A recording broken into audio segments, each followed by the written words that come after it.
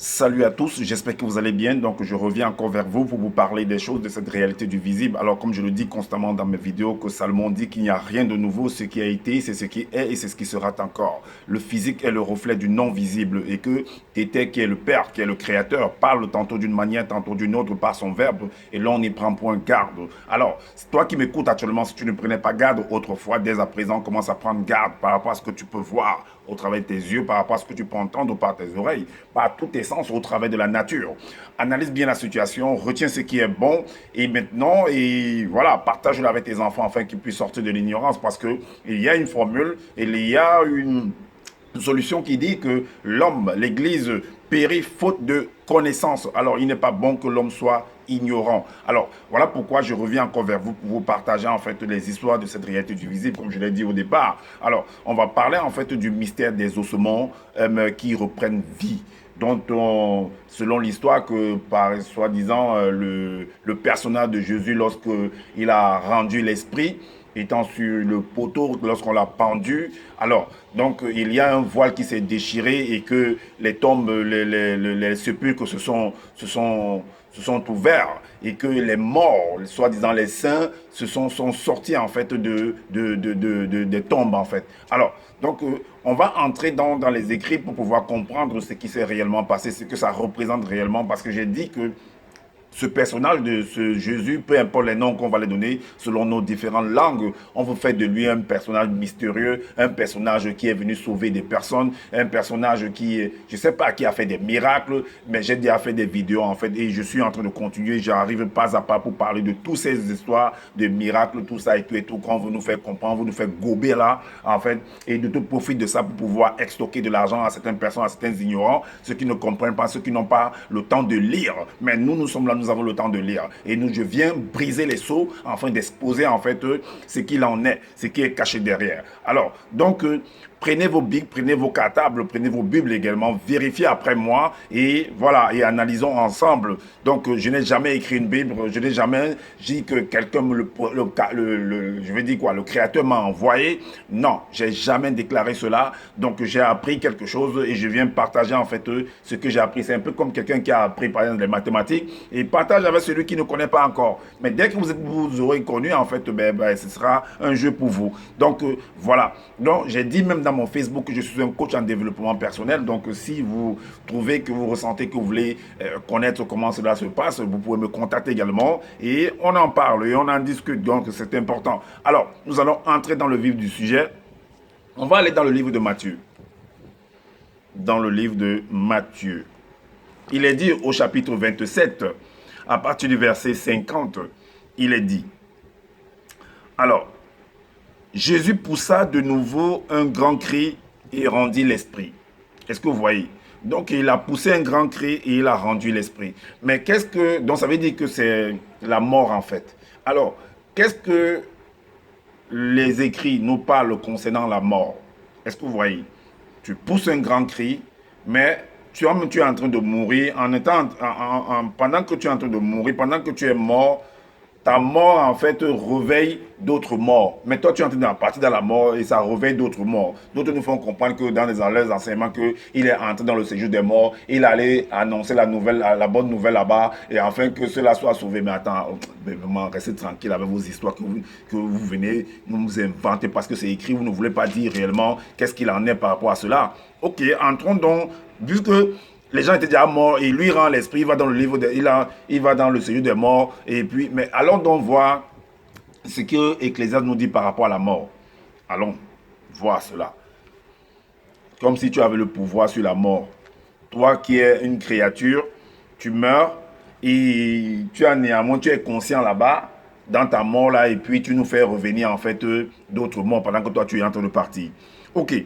Dans l'Ecclésiaste, il y a un protocole en fait qui se produit dans le programme de la mort, dans le processus de mort. Est-ce que vous voyez? Donc, il est dit à partir du verset de livre d'Ecclésiaste, à partir du chapitre 12, à partir du verset 4 à 8.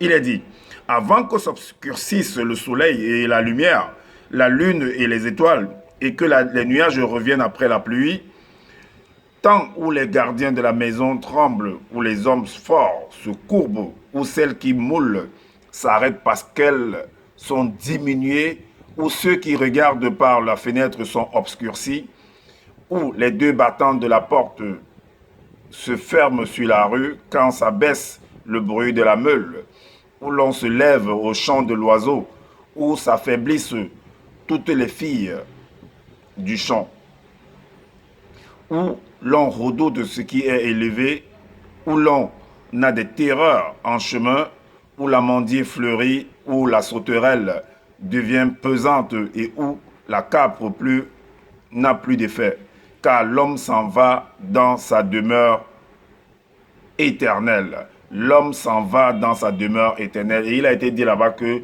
ce personne de Jésus a rendu l'esprit. C'est ce qui a été écrit. Il a rendu l'esprit. Il a rendu l'esprit à qui? Donc, c'est pourquoi vous devez comprendre que je dis généralement dans mes partages que nos pères, nos mères dans les temps d'autrefois ont toujours eu à appuyer leur dit, appuieront toujours leur dit, pas des métaphores, pas des paraboles, pas des énigmes. Est-ce que vous comprenez? Donc, pas les éléments de la nature, de la faune et de la flore. C'est ainsi. C'est obligé, c'est comme ça. C'est la loi. Alors, la suite nous dit où l'homme s'en va vers sa demeure éternelle et les pleureurs parcourent les rues. Avant que le cordon d'argent se détache, que le vase se brise et que le vase se brise, que le seau se rompe sur la source et que la roue se casse sur la citerne et que la roue se casse sur la citerne. Allons au verset 9. Avant que la poussière retourne à la terre comme elle y était et que l'esprit retourne à Dieu qu'il a donné. Mais j'ai fait comprendre en fait que dans les vidéos que, parce qu'on parle de Genèse à Apocalypse, on parle de la création de l'homme dans le visible, dans du corps visible. Alors, donc Dieu en fait, comme il est dit dans Psaume 82 verset 6, c'est un homme. Est-ce que vous comprenez? Donc c'est un homme. On fait allusion aux hommes, que ce soit éternel Dieu, que ce soit Satan, que ce soit les anges, les entités, ce sont des hommes sur la terre. Ça fait allusion aux hommes sur la terre. Allez vérifier, analysez bien, ne soyez pas bornés, ne soyez pas fanatiques je sais pas, analysez réellement, avec impartialité. Est-ce que vous comprenez? Donc on nous fait comprendre que l'esprit repart chez Dieu. Mais l'esprit repart sur Dieu. Mais Dieu directement, comment se fait-il que si l'esprit repart chez Dieu, selon c'était écrit? Mais toi, tu es en train de partir chez Dieu et tu fais réveiller les morts. Mais donc tu fais ça à la place de Dieu ou bien c'est comment? Tu fais le travail à la place de Dieu ou bien Dieu t'a mandaté, donc il te fait partie, ou alors les hommes te font partie et toi tu... Non, c'est bizarre quand même hein, cette affaire-là. Il faut vraiment qu'on analyse là. Alors, on va dans Hébreu 9, dans le livre de Hébreu. Hébreu 9. Alors, Hébreu chapitre 9. Hébreu chapitre 9 au verset 27. Il est dit, et comme il est réservé aux hommes de mourir une seule fois, après quoi vient le jugement. Mais on va nous faire comprendre plus tard que ce personnage Jésus-Christ, il a ressuscité et tout et tout. Non, non, non. C'est faux ça. On fera l'enseignement par rapport à ça. Il n'a jamais ressuscité. On va vous dire ce que ça représente. Tu ne peux pas mourir et revenir encore. C'était le cas, mais ça que Adam là, devait revenir à la vie. Ça que tous ceux qui sont morts avant lui devaient revenir à la vie. Ben, il n'y a que... bon, c'est vrai, c'est pas lui seul. Il y a le cas d'Élisée, il y a le cas d'Élie, il y a le cas de Pierre, qui soi-disant, même, je crois que même aussi Paul de Tarse, qu'ils ont réveillé, ils ont ressuscité des morts et tout et tout. Mais eux-mêmes, ils sont morts, ils ne sont pas revenus. Hein. Mais par contre, on veut nous montrer que le personnage de Jésus là, que lui il est mort et qu'il est revenu encore à la vie sur cette terre des hommes physiques. C'est faux. On fera une vidéo pour démontrer tout cela. Donc, après ça, on revient encore dans le livre de Matthieu. On a le droit de mourir qu'une seule fois après ça vient le jugement. Ok. Alors, donc, on revient en fait dans le livre de Matthieu, au chapitre 27, au verset 51. Il est dit, parce que pendant ce moment-là, on dit que lorsqu'il a rendu l'esprit, donc il y a eu en fait des effets par rapport à cet effet-là. Le fait qu'il ait rendu l'esprit, Donc, on dit que voilà les faits, on dit que parce qu'on sait qu'il n'y a pas de faits sans cause. Donc, voilà, on l'a tué, il a crié, il a rendu l'esprit. Et la suite nous dit que, et voici, et voici, le voile du temple se déchira en deux depuis le haut jusqu'en bas.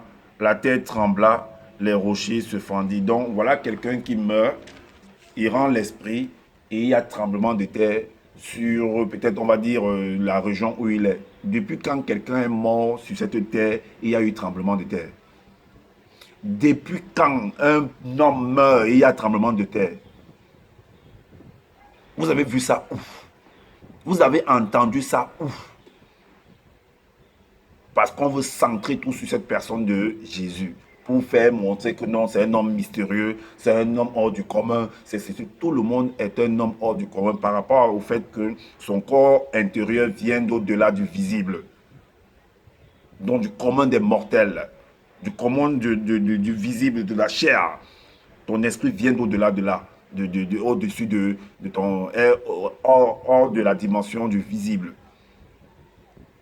Alors, donc vous allez vous rendre compte que on parle de la construction, on va aller voir la construction du temple. Est-ce que vous voyez la construction du tabernacle?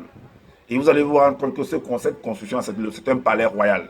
Et que le roi ou le président ou l'autorité en place devait faire construire en fait un palais.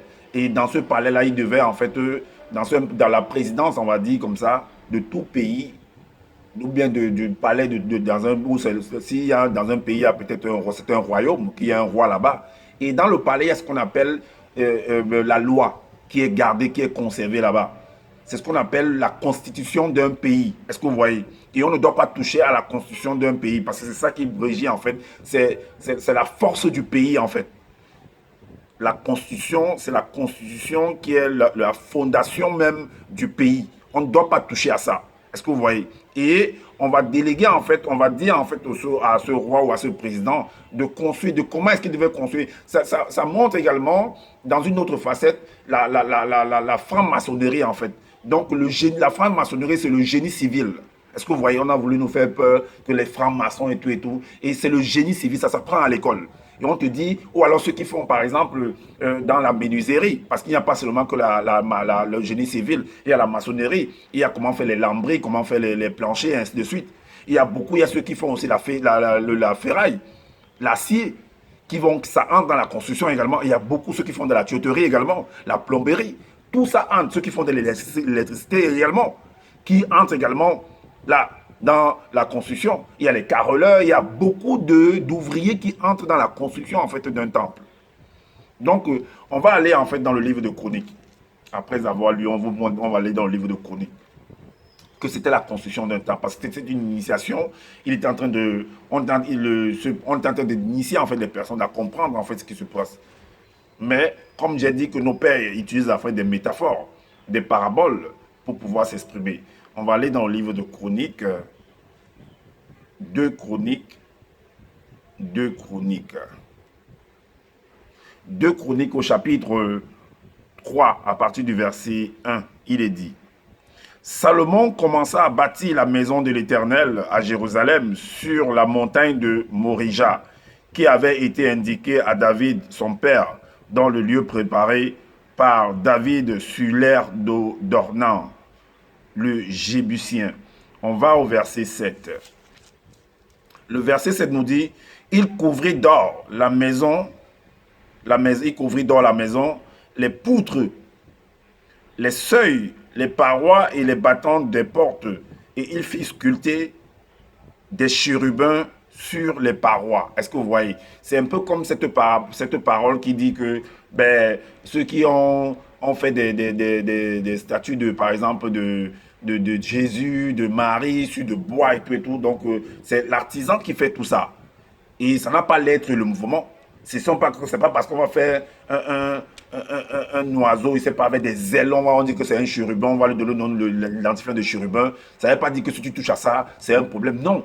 Quand on dit que si tu touches à ça, c'est parce que c'est la constitution, c'est la loi. C'est un endroit qui n'est pas permis à tout homme d'arriver. C'est le garant de la loi qui a le pouvoir d'y entrer et sortir la constitution et dire ce qui en est. Est-ce que vous voyez? Alors, donc, ce sont des symboles, en fait. Ce sont des métaphores, ce sont des paraboles. Ce sont des paroles, en fait, on va dire ça, ce sont des paroles, comment on dit ça? Ce sont des paroles soutenues, en fait. Alors, le verset, donc, il fit sculpter des chérubins sur les parois. C'est les hommes qui sculptent. Mais, comment se fait-il que quelqu'un va, on va aller voir un menuisier, il va sculpter, en fait, quelque chose. Mais il a touché déjà à ça. Parce qu'ils ont voulu nous faire comprendre que non, l'autre a touché l'arche de l'alliance, et ça l'a frappé et il est mort sur le champ. On fera une vidéo par rapport à ça. Mais l'artisan là qui a sculpté dans le chérubin, pourquoi il n'a pas été frappé là directement? Pourquoi ça ne l'a pas frappé? Donc c'est après que ça vient le frapper. Ok. Donc on va maintenant au verset 8. Il fit la maison du lieu très saint. Parce qu'il y a le lieu très saint, le saint des saints, où on va loger en fait, on va garder en fait la loi. Est-ce que vous voyez, c'est un tabernacle qu'on fait et tout. C'est un symbole en fait. C'est un monument. C'est un. En fait, c'est ça. Donc, elle avait 20 coudées de longueur, répondant à la largeur de la maison et 20 coudées de largeur, et il la couvrit d'or pur pour une valeur, pour une valeur, pour une valeur de 600 talents. On va maintenant au verset 10. Il fit dans la maison du lieu très saint 2 chérubins sculptés et on les couvrit d'or. Et on va maintenant au verset 11 à 14.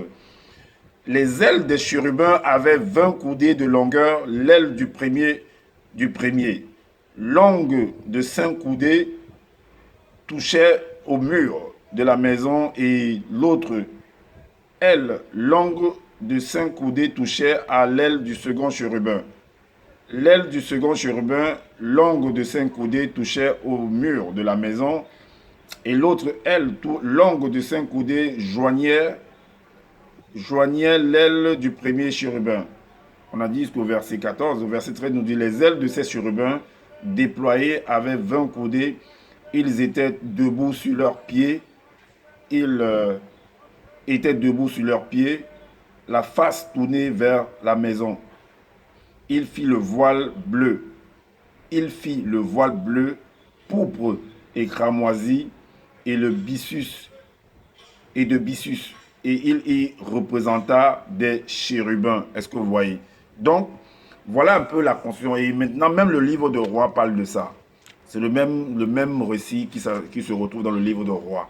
Le roi 1 Roi 6. Vous voyez très bien que c'est la construction, le titre c'est la construction du temple. Alors, donc, on va aller dans 1 Roi 6 au verset 19. Je vous ai fait comprendre que c'est la constitution, c'est la loi constitutionnelle en fait du pays qui se retrouve, qui va être gardée dans ce palais, et le garant c'est le président en fait. C'est le président qui est le chef suprême des armées, qui est le chef de la loi, qui est le père, qui est le Sangwamboa, comme on dit dans la langue de ce monsieur, Sangwamboa, qui est le père de la nation. Ou alors Tete Ekombo. Ou tu peux dire, comme par rapport à Rodolphe Douala Mangabel, parce que c'était un roi. Et le nom de, quand tu es un roi, en fait, d'une tribu, d'une nation, on dit Tete Ekombo, c'est-à-dire le père de la nation. Est-ce que vous voyez? Donc, je vous ai dit que l'histoire de ce personnage de Jésus est identique à l'histoire de Rodolphe Douala Mangabel. Donc, j'en ai donné même des signes, des paroles que ce Rodolphe Douala Mangabel a prononcées, qui sont dites en fait dans les Bibles classiques. Alors, le verset 19 nous dit de 1 Roi 6, le verset 19 nous dit: Salomon établit le sanctuaire intérieur au milieu de la maison pour y placer l'arche de l'alliance de l'Éternel. En fait, cette arche de l'alliance, derrière ça, c'est la constitution du pays. Est-ce que vous voyez?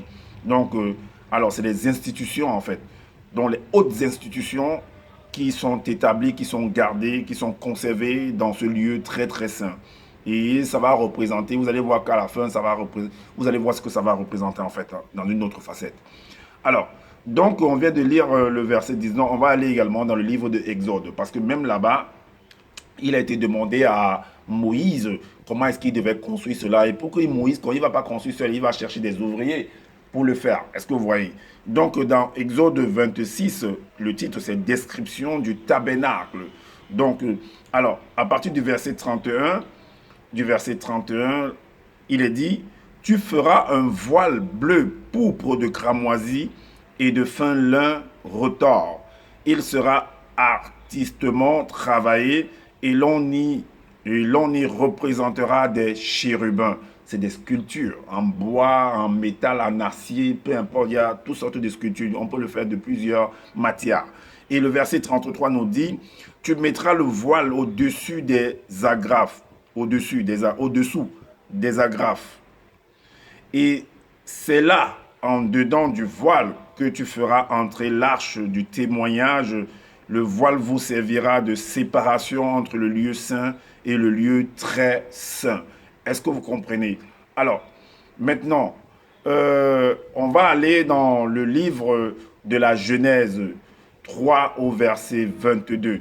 Il y a quelque chose qui s'est produit là-bas, comme je vous ai dit que c'est la Constitution, parce que il y a certaines personnes qui sont à la tête parfois du gouvernement ou des présidents, comme c'est le cas actuellement en Guinée-Conakry. Il y a eu un coup d'État qui s'est produit là-bas et à cause du fait que peut-être ils peuvent passer par des référendums pour pouvoir changer la constitution et pouvoir être des présidents ou je ne sais pas, oui, des présidents à vie.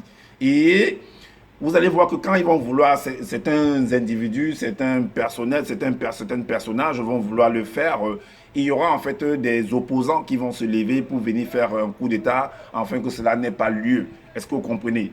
Donc, alors, pour empêcher donc qu'il puisse changer la constitution et d'être le président à vie, donc quelqu'un va se lever, comme ce lieutenant-colonel est venu en fait destituer le président Alpha Condé, afin qu'il ne puisse pas rester président à vie selon la constitution il pourrait changer en fait. C'est ce qui s'est passé d'une manière ou d'une autre dans Genèse 3 au verset 22 après la chute de l'homme. Alors, là il est dit, l'Éternel Dieu dit, parce que l'Éternel Dieu sont des hommes, c'est un homme. Voici, l'homme est devenu comme l'un de nous pour la connaissance du bien et du mal. Empêchons-le maintenant d'avancer sa main, de prendre l'arbre de vie, d'en manger et de vivre éternellement. Allez, donc, parce que l'arbre de vie était dans le lieu saint, dans le saint des saints. Donc, empêchons cet homme d'aller toucher. En quelque sorte, empêchons-le d'aller changer, modifier la constitution, en fait, la loi, afin de vivre éternellement, d'être le présent à vie. Et là, le coup d'État survient. Est-ce que vous comprenez? Alors, on va retourner dans le livre de Matthieu. On va retourner dans le livre de Matthieu 27, au verset 52. Il est dit, donc lorsque la terre s'est fendue, il a remis l'esprit, la terre s'est fendue, il y a eu un tremblement de terre, tout ça, le voile s'est déchiré. Et voici ce qui se produit. On dit que au verset 52, les sépulcres s'ouvrirent et plusieurs corps des saints qui étaient morts ont ressuscitèrent. Donc, à cause de ce phénomène-là, les morts sont revenus à la vie. Qu'est-ce que ça représente réellement? Vous avez vu ça ou depuis quand on va enterrer quelqu'un et que de ceux qui sont morts depuis reviennent à la vie? Mais si ça avait été le cas, mais pourquoi on ne fait pas revenir nos parents alors? Pourquoi nos parents ne reviennent plus à la vie? Pourquoi? Parce que vous ne comprenez pas les métaphores, parce que vous ne comprenez pas les paraboles, parce que vous ne comprenez pas les énigmes. Vous ne lisez pas. Vous ne lisez pas. Voilà pourquoi certains personnages, certains personnages mafieux, oui, vont venir jouer dans vos têtes. Vont venir courir dans vos têtes. Alors moi j'ai dit, je viens briser les sceaux, je viens briser les cordes, je viens déchirer le voile pour vous montrer ce qui est à l'intérieur, afin que vous puissiez sortir de l'ignorance. Oui, c'est aussi ça, en quelque sorte, ma mission sur cette terre. Chacun a sa mission. La vôtre, c'est laquelle? Ok, point d'interrogation. Allons dans le livre de Jean. Dans le livre de Jean. Jean 5, au verset 25. Il est dit, en vérité, c'est ce personnage de Jésus qui dit, en vérité, je vous le dis, en fait, c'est un copiste. C'est un peu comme j'ai dit dans une de mes vidéos que certains opposants, certains hommes politiques C'est une personne qui veut en fait, c'est un dissident, c'est un panafricain qui veulent en fait, bon, qui combattent en fait le pouvoir en place. Donc, ils vont toujours s'inspirer de ce que les pères, les mères ont toujours eu à manifester. Ils vont utiliser leurs propos, tout ça, ils vont s'inspirer de leurs propos pour venir en fait agir. Est-ce que vous voyez? C'est pourquoi Salomon dit qu'il n'y a rien de nouveau. Ce qui a été, c'est ce qui est et c'est ce qui sera. Voilà pourquoi ce personnage de Jésus va dire ici, va sortir une parole et les gens vont venir en fait à comprendre la parole, la chose en fait au premier, en surface, sans toutefois entrer en profondeur. Mais il a pris cette parole, a été dite où? Pourquoi est-ce qu'il a utilisé cette parole-là? Le contexte est important. En vérité, je vous le dis, l'heure vient et elle est déjà venue où les morts entendront la voix du Fils de Dieu. Et ceux qui l'auront entendu vivront. Vivront parce que le manque de science n'est bon pour personne. L'homme périt faute de connaissance. Parce que si tu as la connaissance, tu ne péris pas en fait. Et tu pourras transmettre cela à tes enfants. Ce qui se produit dans la société actuelle, c'est ce qui s'est produit même hier. C'est ce qui se produira toujours demain. Toutes ces choses qui se produisent aujourd'hui, les faits divers, ainsi de suite. Est-ce que vous comprenez? Donc, allons donc, retournons en fait dans le livre de Rois. On va aller dans 2 Rois. Il y a également un phénomène qui s'est produit comme ça par rapport à Élisée. Par rapport à Élisée, vous savez que c'est quelqu'un qui a été initié, il a été sous l'aile en fait de Élie. Élie l'a formé et plus tard lui-même l'a continué. Et je vais vous dire encore une autre séance, c'est une parenthèse. Hein. Le personnage de monsieur là qui se donne le titre de deuxième né là, il dit généralement que s'il y a quelqu'un qui l'a initié, qui l'a formé, qui se présente et qu'il le confonde. C'est quelqu'un qui a marché avec beaucoup de personnes. Il a marché avec Shuraku et tout. Et maintenant, il y a eu des mésententes. Vu que dans leur marche, il a marché en dehors de Shuraku, il a marché également, il a partagé avec beaucoup de personnes. Hein. Il ne vous dit pas sa vie. Hein. Donc, il faut qu'il vous dise. Donc, il a appris beaucoup de choses. Il y a eu un partage entre eux. Parce que quand tu marches avec quelqu'un, il y a un partage en fait. Vous partagez vos connaissances. Donc maintenant, comme il y a eu des mésententes entre les deux parties, il y a une mésentente. Maintenant, il va maintenant créer sa part pour faire. C'est la même chose que je suis en train de faire avec lui. J'ai compris, j'ai appris beaucoup de choses. Et je viens maintenant, parce qu'il n'a pas su comprendre qui était, moi je viens maintenant montrer en fait ce qui est caché derrière. Parce que, voilà, c'est ainsi va la vie. Ça a toujours été comme ça, ce sera toujours comme ça. Ça ne va jamais changer. Même ceux qui... Parce que ce que je fais aujourd'hui, d'autres l'ont fait. Mais sauf que d'autres l'ont fait, ils se sont arrêtés en fait. Ils n'ont pas continué. Ils ne sont pas venus faire des enseignements, ils font autre chose. Ce que je fais, d'autres le feront encore de même. Qui sont dans ton groupe là, ils le feront. Ça va se produire encore. Il y aura toujours des scandales. Alors, dans le livre de Rois, dans 2 Rois, au chapitre 13, le chapitre 13 du verset 20 à 21, il est dit, là le titre c'est la mort d'Élisée. Alors, Élisée mourut et on l'enterra l'année suivante. On l'enterra, point. L'année suivante, des troupes dont il y a eu 1 an après. On l'a enterré par exemple l'année 2, nous sommes en 2021, on l'a enterré en 2021, dans 2022. Donc, Élisée mourut et on l'enterra, point. L'année suivante, des troupes de Moabites pénétrèrent dans le pays. Au verset 21, et comme on enterrait un homme, voici, on aperçut une de ces troupes et l'on jeta l'homme dans le sépulcre d'Élisée. L'homme alla toucher les os d'Élisée et il reprit vie et se leva sur ses pieds. Donc, ils ont pris peur, comme on tentait de les attaquer et tout. C'était un moment d'inhumation et chacun a pris, comme on dit, la poudre d'escampette, qui se mit à fuir. Et on a jeté le corps comme ça. Et parfois, vous voyez, quand on peut enterrer quelqu'un, il y a des caves en fait, parce qu'on enterre souvent les uns sur les autres et ainsi de suite. Donc, est-ce que vous voyez? Ok, mais c'est un travail qui n'est pas fait pour tout le monde en fait, d'aller toucher les corps des gens et tout. C'est une initiation qui est toujours, qu'on doit toujours traverser pour pouvoir faire cela. Allons dans Ésaïe, dans le livre d'Ésaïe. Dans le livre d'Ésaïe, au chapitre 26, le verset 19, il est dit, Alors, que tes morts revivent.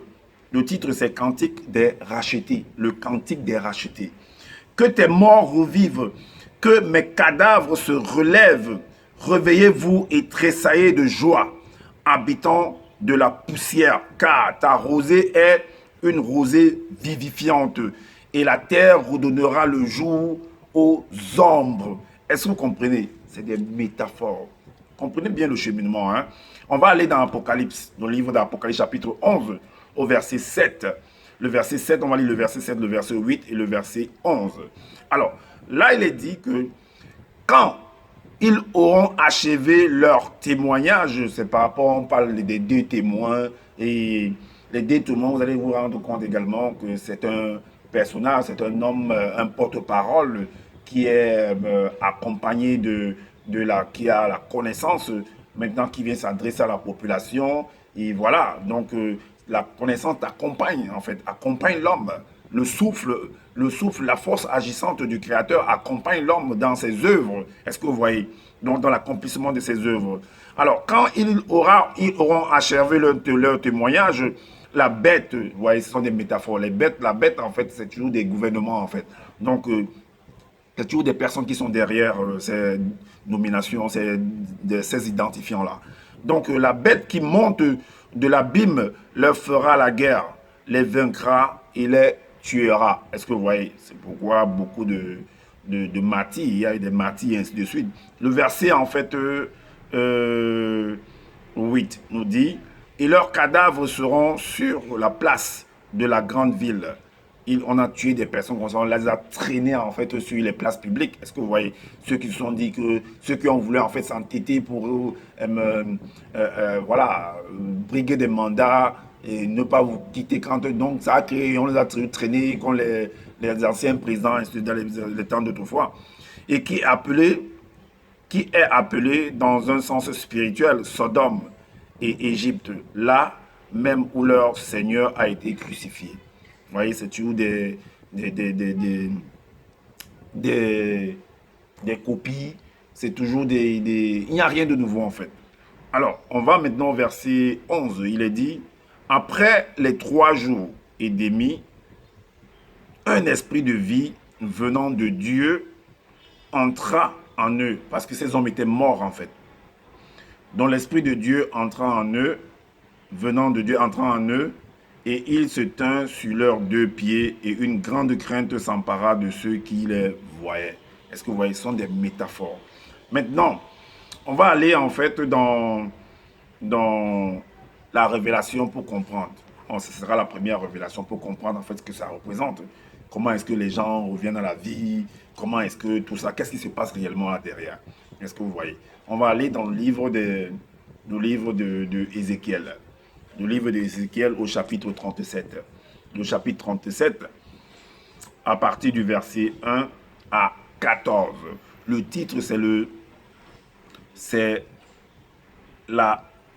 le retour en Israël et la réunion des 2 royaumes. Vision des ossements. Est-ce que vous voyez, ce sont des métaphores. Parce que la vie dans le visible, en fait, c'est les hommes qui sont là, les animaux, la faune, la flore, tout ça.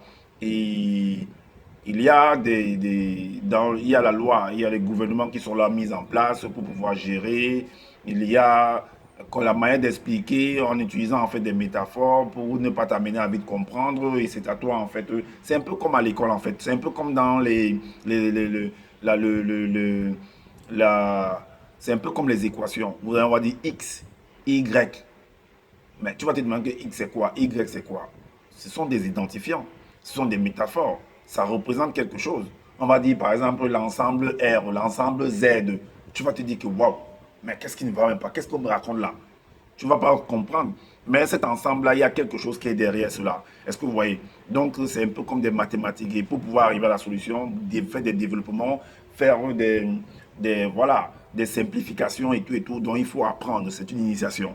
Donc, on va lire. Si vous allez comprendre ce qui en est par rapport à ça. La main de l'Éternel fut sur moi, et l'Éternel me transporta en esprit et me déposa. C'est ce qu'ils appellent le langage spirituel. Mais tu as transporté où? C'est que tu as vu, celui qui vient écrire, c'est parce qu'il écrit ce qu'il a vécu physiquement. Est-ce que vous comprenez? Soit il peut lire et venir réécrire comme ce personnage de ce qui se nomme le titre de deuxième. Donc tu lis et tu viens réécrire. Parce qu'en lisant, tu vis la scène en fait d'une manière ou d'une autre. Est-ce que vous voyez? C'est ce qu'il vient faire. Et puis il va venir dire que non, le créateur m'a envoyé. Non, machin, tout. J'ai connu la naissance hors du non visible, hors de la non-existence. Tout ça, il sort des termes techniques qui n'ont pas pour embrouiller les gens. Alors, donc, et l'Éternel me transporta en esprit et me déposa dans le milieu d'une vallée remplie d'ossements. Est-ce que vous voyez? Il me fit passer auprès d'eux tout autour. Et voici, ils étaient fort nombreux à la surface de la vallée et ils étaient complètement secs. Il me dit, fils de l'homme, ces eaux pourront-ils revivre? Point d'interrogation. Je répondis deux points. Seigneur, éternel, tu le sais. Il me dit, deux points, prophétise sur ces eaux et dis-leur, deux points, ossements desséchés, écoutez la parole de l'Éternel. Ainsi parle le Seigneur, l'Éternel, à ces eaux, deux points, voici, je vais faire entrer en vous un esprit, et vous vivrez. Je vous donnerai des nerfs, je ferai croître sur vous de la chair, je vous couvrirai de peau, je mettrai en vous un esprit et vous vivrez. Et vous saurez que je suis l'Éternel. Je prophétisais selon l'ordre que j'avais reçu. Et comme je prophétisais, il y eut un bruit. Comme ça a été le cas avec ce personnage de Jésus, lorsqu'il a rendu l'esprit, il y a eu un bruit, un tremblement, parce que le tremblement c'est un bruit. Est-ce que vous voyez? Et il y a eu le voile qui s'est déchiré, il y a, la terre qui a tremblé, les sépulcres qui se sont ouverts, et soi-disant ce qui est écrit, les morts, les saints qui étaient morts sont revenus en fait à la vie. Donc, et voici, il y eut un bruit, et voici, il se fit un mouvement.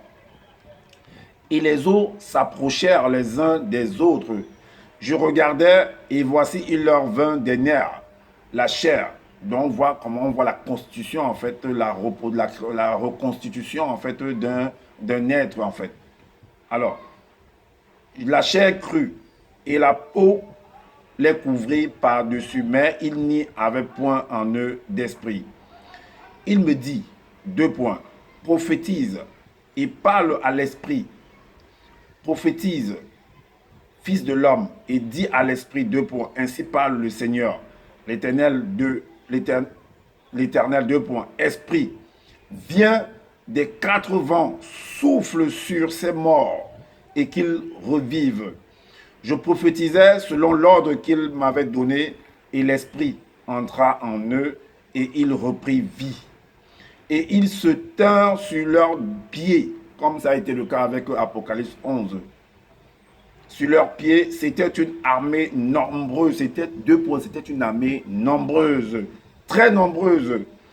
Il me dit, deux points, fils de l'homme, ces eaux, c'est toutes, on vous donne la révélation que ce que représentent ces eaux-là. C'est toute la maison d'Israël. Voici, ils disent, deux points, nos eaux sont desséchées, notre espérance est détruite, nous sommes perdus. C'est pourquoi on a parlé de livre d'Ésaïe, on a parlé des rachetés. Donc, c'est des personnes qui ont été desséchées, qui ont perdu en fait la substance, la connaissance. Alors, on voulait redonner en fait de la fraîcheur, on voulait redonner en fait de la connaissance. C'est quelqu'un qui a été malade, qui a perdu si la chair est déjà collée aux os et on vient lui redonner en fait du bonheur en fait. C'est comme si on le ressuscitait en fait. Est-ce que vous comprenez? Alors, prophétise donc et dis-leur, ainsi parle le Seigneur, l'Éternel, voici, j'ouvrirai vos sépulcres, je vous ferai sortir de vos sépulcres, ô mon peuple, et je vous ramènerai dans le pays d'Israël. Et vous saurez que je suis l'Éternel lorsque j'ouvrirai vos sépulcres et que je vous ferai sortir de vos sépulcres. Ô mon peuple, je mettrai mon esprit en vous et vous vivrez. Je vous rétablirai dans votre pays et vous saurez que moi, l'Éternel, j'ai parlé et agi, dit l'Éternel. Est-ce que vous comprenez la révélation? Maintenant, allons dans le livre de Joël. Dans le livre de Joël. C'est ce qui est écrit également là-bas, d'une manière ou d'une autre. Dans le livre de Joël. Joël. Un instant, je trouve la partie. Dans le livre de Joël, chapitre 2, au verset 28. Joël 2, 28. Il est dit, après cela, le titre c'est la promesse en fait. Après cela, je reprendrai mon esprit sur toute chair. D'autres vont venir dire que je reprendrai de mon esprit sur ta race. Donc ça s'adresse aux hommes noirs. C'est ce que ce type-là qui se donne le titre de deuxième nœud. Donc ça veut dire que les blancs en fait n'ont pas besoin de que l'esprit se reprenne sur eux. Mais attends, mais que ces blancs-là viennent de qui? Sortent de qui? Venez avec votre racisme là que vous venez séparer des gens. Alors, après cela, je reprendrai mon esprit sur toute chair. Vos fils et vos filles prophétiseront, vos vieillards auront des songes et vos jeunes gens des visions. Allons dans Acte 2. Acte 2, là où on dit que les apôtres, on dit comme il avait la promesse que voilà, je reprendrai de mon esprit sur vous. Voilà, donc dans Acte 2, au verset 17, il est dit, verset 17, c'est ce que d'autres appellent le jour de la Pentecôte. Le titre c'est, est-ce qu'ils ont mis un titre? Le chapitre 2. Donc oui, effusion du Saint-Esprit, le jour de la Pentecôte, discours de Pierre et conversion des 3000 noms. Effusion du Saint-Esprit. Alors, le jour de la Pentecôte, point. Alors, le verset 17 nous dit, dans les derniers jours, dit Dieu, je reprendrai de mon esprit sur toute chair. Vos fils et vos filles prophétiseront. Donc, ça a été piqué de l'autre côté là-bas dans le livre de Joël. Ça se retrouve dans le livre de Actes. Alors, donc, vos filles, vos jeunes gens auront des visions et vos vieillards auront des... Mais quand on revient par exemple dans Acte 2, verset 1, si on lit à partir, on dit le jour de la Pentecôte, ils étaient tous assemblés ensemble dans le même lieu. Tout à coup, il vint du ciel un bruit. Vous voyez? Donc, c'est un peu comme quand ce type a rendu, ce personnage de Jésus a rendu en fait l'esprit. On dit qu'il y a eu un bruit, il y a eu un tremblement de terre. Vous voyez? Donc, ils étaient tous assemblés dans un lieu, même lieu. Tout à coup, il vint du ciel un bruit comme celui d'un vent impétueux et il remplit toute la maison et ils étaient assis. Des langues semblables à des langues de feu leur apparurent, séparées les uns des autres, et se posaient sur chacun d'eux. Et ils furent tous remplis du Saint-Esprit et se mirent à parler en d'autres langues selon que l'Esprit leur donnait de s'exprimer. Est-ce que vous voyez? Donc, et on dit qu'il y avait des gens qui ont vu, ils étaient surpris en fait, de voir que voilà, que des réalisations pareilles se produisent. C'est la même chose en fait. C'est la même chose. Alors, donc, dans la conclusion, vous allez comprendre que c'est la création de l'homme. Dans une autre facette. C'est la création de l'homme, en fait. Donc, on montre comment, dans une autre facette invisible, comment les choses se reconstituent, la reconstitution, on prend tel truc, on met. C'est comme ça que, et puis l'homme que vous voyez là, c'est comme ça qu'il est constitué, en fait. De nerfs, de chair, de ceci, d'os et ainsi de suite. On montre dans un côté. Donc, c'est ce qu'on apprend en médecine, en fait. C'est ce qu'on apprend dans la science. Et c'est de la science. Donc, on va aller, en fait, dans Psaume. Dans le livre de Psaume. Dans le livre de Psaume. Psaume 35, 139. 139, le verset 13. 15, 16. 13 nous dit, alors, c'est toi qui as formé mes reins, qui m'as tissé dans le sein de ma mère. Le verset 15 à 16 dit, mon corps n'était point caché devant toi lorsque j'ai été fait dans un lieu secret, tissé dans les profondeurs de la terre, quand je n'étais qu'une masse informe, comme c'est écrit au début de Genèse 1 là-bas, que la terre était informe et vide, et La terre était informe. C'est bien écrit comme ça, non? La terre était informe et vide. Est-ce que vous voyez? Informe et vide. C'est ce qu'il dit là dans le psaume. Alors, quand j'étais qu'une masse informe, tes yeux me voyaient. Et sur ton livre, était, en fait, la masse informe, là, c'est la semence, en fait. C'est le parce que le spermatozoïde, c'est un liquide, en fait. Donc, maintenant, ils disent que ça n'a pas de forme. Je ne sais pas pourquoi ils disent que ça n'a pas de forme. Bien, la forme corporelle que nous pouvons avoir là actuellement. Parce que là, quand c'est liquide, c'est une forme, c'est un cercle, en fait. C'est une forme néanmoins. Alors, et sur ton livre était tout inscrit les jours qui m'étaient destinés avant qu'aucun d'eux existât. Est-ce que vous voyez? Maintenant, on va aller en fait dans le livre de Job. Dans le livre de Job, Job 10. Job 10 à partir du verset, on va lire le verset 8 à 12. Alors il est dit, tes mains m'ont formé, elles m'ont créé, elles m'ont fait tout entier, et tu me détruirais. Souviens-toi que tu m'as façonné comme de l'argile. Voudrais-tu de nouveau me réduire en poussière? Ne m'as-tu pas coulé comme du lait? Ne m'as-tu pas caillé comme du fromage? C'est les différentes transformations en fait. C'est un peu comme si tu faisais du lait, tu vas voir, c'est les différences. C'est la même chose qui se produit dans la matrice de la femme en fait, quand la semence s'introduit. Il y a toute cette transformation qui se produit à l'intérieur. Alors, tu m'as revêtu de peau et de chair. Tu m'as tissé d'os et de nerfs. Tu m'as accordé ta grâce avec la vie. Tu m'as conservé par tes soins et sous ta garde. Est-ce que vous comprenez? Alors, on va aller maintenant pour clôturer, en fait, pour montrer que c'est la création de l'homme. Tout ça, ce sont des métaphores. Et voilà où on aboutit, en fait, avec Genèse 2 au verset 6 à 7. Il est dit, mais une vapeur se leva de la terre et arrosa toute la surface du sol. L'Éternel Dieu forma l'homme de la poussière de la terre. Il souffla dans ses narines un souffle de vie et l'homme devint un être vivant. Est-ce que vous comprenez? Donc voilà le mystère qui est résolu, que les gens arrêtent de venir raconter du n'importe quoi. C'est parce que les uns et les autres ne veulent pas lire. Ils ne veulent pas, ils n'ont pas le temps, ou soit ils n'ont pas le temps de lire. Et voilà le secret qui est caché derrière tous ces trucs qui se sont produits, ou même au travers de ce personnage de Jésus. C'est des choses qui se sont produites hier.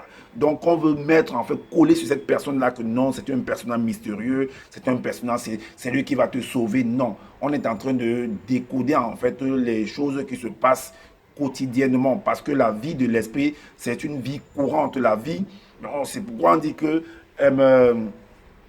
la vie, en fait, la spiritualité, c'est la vie de l'esprit. En réalité, la vie de l'esprit, puisque le physique est le reflet de l'esprit, de la vie de l'esprit, de ce que tu vis quotidiennement, parce que la spiritualité est un mode de vie courant. C'est ce qu'on vit continuellement, là, c'est ce que nos pères, nos mères ont eu à vivre hier, et nous vivons aujourd'hui, et d'autres vivront demain. C'est rien, il n'y a rien de mystérieux, sauf que c'est codé pour que toi qui ne connais pas, qu'on décode, qu'on te fasse comprendre ça. Donc, pour l'instant, puisque tu ne le connais pas, et lorsque tu vas voir, on va te découvrir, mais c'est un miracle en fait. Parce que tu ne connaissais pas, parce que tu ne connais pas. Mais quand on va t'expliquer, tu vas dire, waouh, mais attends. En fait, on parle de moi là. Oui, on parle de toi.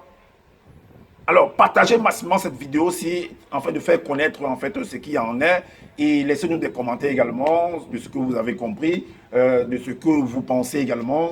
Si vous pensez que ce qu'on vient de partager n'est pas, faites des vidéos, en fait, de nous montrer ce que vous avez aussi compris, et activez la cloche de notification pour être averti des prochaines vidéos. Et prenez soin de votre santé, prenez soin de votre famille également, et prenez soin également de la connaissance qu'on a mis en vous. Et je vous dis à bientôt pour une prochaine vidéo.